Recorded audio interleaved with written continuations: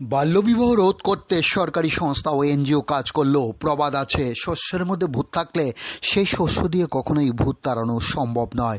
ঘটনার বিবরণে সূত্র মারফত জানা যায়, খোয়াইয়ের চেবড়ি দিব্যোদয় কৃষি বিজ্ঞান কেন্দ্রের সামনে বসবাসকারী এক যুবক তেলিয়ামুড়া এলাকায় এক নাবালিকা মেয়েকে নিয়ে আসেন। ওই যুবকের অভিভাবকরা এই বিষয়টিকে প্রতিবাদ স্বরূপ কোনো ব্যবস্থা গ্রহণ না করে ওই নাবালিকা মেয়ের সঙ্গে ওই যুবকের বিবাহের ব্যবস্থা করেন। যথারীতি আজ চলছে ঘটা করে একেবারে সানাই বাজিয়ে চতুর্থ মঙ্গলের অনুষ্ঠান। অন্যদিকে বাল্যবিবাহ রোধ করার জন্য খোয়াইতে যে সমস্ত সরকারি সংস্থাগুলি রয়েছেন, ওই সংস্থাগুলির কর্মকর্তারা ওই বিষয়গুলি জানেন কি না, না জেনেও না জানার ভান করে রয়েছেন, সেটাই বিভিন্ন মহলের অভিযোগ।